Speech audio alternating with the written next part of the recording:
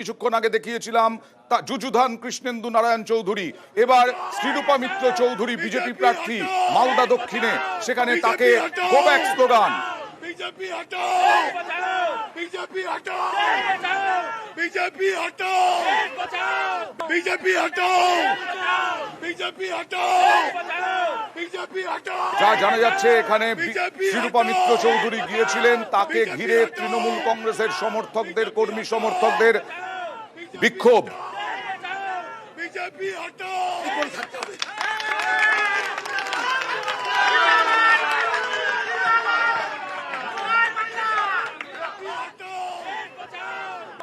কথা বলবো প্রতিনিধি সেবকের সঙ্গে। সেবক, কি ঘটনাটা ঘটেছে? ইংরেজ বাজারে দক্ষিণ মালদা লোকসভা কেন্দ্রের ইংরেজ বাজার তার 18 নম্বর ওয়ার্ড হিরণ সাহা স্কুল, সেই স্কুলে বিক্ষোভের মুখে পড়লেন বিজেপির প্রার্থী শ্রীরূপা মিত্র চৌধুরী। তৃণমূলের বিক্ষোভ, গো ব্যাক স্লোগান। কার্যত নিরাপত্তা কর্মীরা শ্রীরূপা মিত্র চৌধুরীকে সরিয়ে নিয়ে গেলেন। বিক্ষোভ এতটাই তীব্র ছিল, শ্রীরূপা মিত্র চৌধুরী আজকে এই বুথে আসেন, সেই বুথে তিনি বেশ কিছুক্ষণ ঘুরছিলেন এবং সেখানে কেন্দ্রীয় বাহিনী, রাজ্য পুলিশের ভূমিকা নিয়ে তিনি সরব হন। পুলিশকে ধমক দিতে দেখা যায় তাকে। এরপরে তৃণমূল কর্মী সমর্থকরা তারা কিন্তু বুথ চত্বরে হাজির হয়ে যান। তৃণমূলের জেলা মুখপাত্র আশিস কুন্ডু তিনি ছিলেন। না, কেন একজন প্রার্থীকে এইভাবে বিক্ষোভ দেখানো, প্রায় চলে যেতে বাধ্য করা হলো কেন? দেখো, যারা বিক্ষোভকারী, এখানে বিক্ষোভের নেতৃত্বে ছিলেন আশিস কুন্ডু, জেলা তৃণমূলের মুখপাত্র, তার স্ত্রী এই ওয়ার্ডের কাউন্সিলর। যেটা তাদের অভিযোগ, শ্রীরূপা মিত্র চৌধুরী করোনার সময় তাকে এলাকায় পাওয়া যায়নি, তিনি অন্যান্য মানুষের সুখে দুঃখে আসেন না, আর আজকে তিনি বুথে এসেছেন, বুথে ভোটারদেরকে প্রভাবিত করছেন। এই এলাকায় তৃণমূল লিড পাবে, কিন্তু তিনি এসে শান্ত ভোট প্রক্রিয়াকে অশান্ত করার চেষ্টা করছেন, আর তাই তাকে গো ব্যাক স্লোগান তোলা হয়েছে। এমনটাই তৃণমূলের বিক্ষোভকারী তারা কিন্তু অভিযোগ করছেন। আর শ্রীরূপা মিত্র চৌধুরী তার স্পষ্ট অভিযোগ, দাবি, তিনি ক্যান্ডিডেট, তিনি শ্রীরূপা মিত্র চৌধুরী কি ওই এলাকা ছেড়েছেন? তিনি এইমাত্র এলাকা ছেড়ে বেরালেন। কার্যত নিরাপত্তা কর্মীরা তাকে সরিয়ে নিয়ে গিয়েছে, এমনটাও বলা যেতে পারে। তার বেরিয়ে যাওয়ার সময় কার্যত পিছু হওয়ার মতো একটা বিজেপি কর্মী সমর্থকরা ছিলেন না ওখানে? নেতৃত্ব কর্মীরা তারা কিন্তু সেবক, বিজেপি কর্মী সমর্থকরা ছিলেন না ওখানে? বিজেপি কর্মী সমর্থকরা ছিলেন না ওখানে? দেখো, বিজেপি কর্মী সমর্থকরা অবশ্যই ছিলেন, কিন্তু তারা সংখ্যায় অনেকটাই কম। তাদের পক্ষে হঠাৎ করে তৃণমূলের যে এই বিক্ষোভ, এই ধরনের আজ তাদের কাছে ছিল না। মুহূর্তের মধ্যে তৃণমূলের একাধিক কর্মী সমর্থক তারা এলাকায় জড়ো হয়ে যান এবং তারা যখন দেখেন বুথের ভিতরে দীর্ঘক্ষণ শ্রীরূপা মিত্র চৌধুরী রয়েছেন, এরপরে কিন্তু বাইরে কর্মী সমর্থকরা জমা হন। তিনি যখন বুথ থেকে বেরিয়ে আসছিলেন, ওকে, পুলিশের সঙ্গে কি কথোপকথন হচ্ছে একবার দেখাই।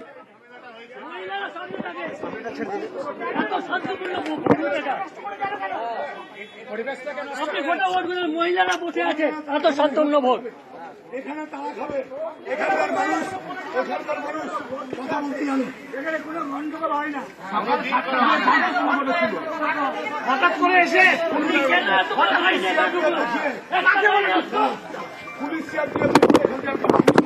ভয় দেখানো যাবে না, ওগুলো বলে লাভ নেই। আমরা সব ভয় পাই না, আমাদের কত লোক আছে বের করতে নেই।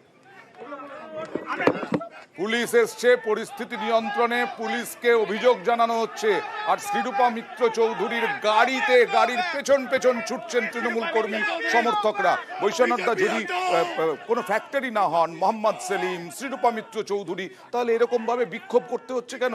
এইরকম ভাবে তাড়িয়ে দিতে হচ্ছে কেন? Microphone, microphone, microphone. ভদ্রলোক, ভদ্র মহিলারা, বাড়ির মা বোনেরা, তারাও এখানে এসছেন।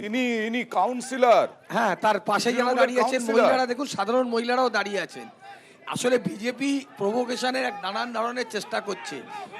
প্রধানমন্ত্রী বলছেন যে পোশাকদের দেখে যেন মানুষ চিনতে পারা যায়, কাদের বেশি বাচ্চা হয়, এই ধরনের কি অভিযোগ করছেন শ্রীরূপা মিত্র চৌধুরীর বিপক্ষে? যে করোনার সময় নাকি মানুষের পাশে ছিলেন না। এখন অন্তত স্বাধীনতাটা দিন, যে শ্রীরূপা মিত্র চৌধুরী ভোটে জিতে আসবেন না, হেরে যাবেন। না, উনি প্রভোকেশন তৈরি করছে বিজেপি পার্টি, এটা তো দেখছেন পর পর ক্রোনোলজিক্যালি আপনি তা দেখুন না। প্রধানমন্ত্রী এসে ফ্লাইটে মানে করে প্রান্তীয় ধরনের কথা এলাকায় যাবে বলছে না, এরা কারা? এই ধরনের করছে এই সাধারণ গুন্ডামো হচ্ছে, আপনার আপনি কাউন্সিলররা দেখুন নেমে না, পড়ছে। সাধারণ বাড়ির মেয়েরা কাউন্সিলরদের গুন্ডামো করতে নেমেছে নামিয়েছেন আচ্ছা কেন? ছেলে মেয়েরা ওকে, ওরা কোথায় শম্ভু, এই বাজারে ছবি, বিজেপি এখানে সাধারণ কোথায়? মানুষ, সাধারণ মেয়েরা নেমেছেন বলছেন। দেখুন একেবারে সাধারণ আপনাকে ঘরের বুঝতে হবে, মেয়েরা। ইংরেজ বাজারে এরা হারবে, এরা তো লাস্ট বিধানসভা জিততে পারেনি, আপনাকে তো বুঝতে হবে। এখন আপনি নেমে দেখে নেবেন, এই যে 4 তারিখেই দেখে কাউন্সিলররা নেবেন জিতেছে, সেটা তো ছাপ্পা রিগিং করে। আরে এরকম পৌরসভা বললে হবে? নির্বাচন করেছে নাকি? আরে এই আপনি এরকম ভদ্রলোকের বললে জেতা হবে? কমে গেছে, যে হাততালি 4 বাজাচ্ছে। তারিখের রেজাল্টটা কাউন্সিলর দিয়ে এসে দেবেন। লোক- কনিনিকাদি, নেমে তাহলে যাবে। আসছে আপনার কনিনিকাদি প্রথমে এসছেন, প্লিজ। আরে, ওকে, ভয় নির্বাচন পেয়ে করবো, হেরে যাবে বলে- সম্ভব নয়। এই দেখুন, পরাজিত রাষ্ট্র না, একে Please, বলে please. পরাজিত না, রাষ্ট্র। আমি বলছি এই সুখে থাকুন। ওকে, থাকতে ওকে। থাকতে এবারে পরাজিত সুখে হয়ে যাবে। রাষ্ট্র না। ওকে, ওকে। আস্তে আস্তে তৃণমূল একজন bypass প্রার্থী হচ্ছে, অনড়, কাটাকাটি করছে। আমি আসছি, যারা শূন্য, মানে আপনারা শূন্য, বারবার বলে তৃণমূল, বারবার বলে কংগ্রেস শূন্য, তাহলে তাদেরকেই টার্গেট কেন? তাহলে আমি তো বারবার এই কথাটা বলি, জয় করে তোর ভয় কেন তো বুঝায় না। এত যদি কোনো অন্যায় না থাকবে, ওরা যদি স্বচ্ছ হবেন, ওরা যদি ট্রান্সপারেন্টলি পিসফুলি ভোট করাতে চাইবেন, তাহলে ওদের কিসের ভয় বলুন তো?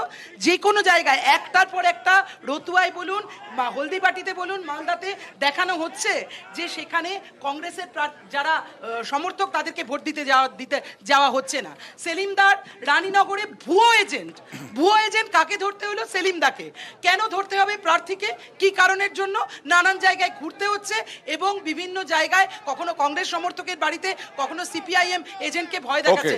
কারণ ওরা জানেন ওদের পায়ের তলার থেকে মাটি সরে যাচ্ছে। মালদা, মুর্শিদাবাদ আর শূন্য থেকে এক হতে পারে না। এক হওয়ারও ক্ষমতা নেই আপনাদের। এত যদি যা অবস্থা, 4% ভোট, বলতে হচ্ছে 4% ভোট দিয়ে এত চিৎকার। আমি আসছি, আপনার কাছে আসবো, হেডলাইন্স এর সময় হয়ে গেছে, হেডলাইন্স নিয়েই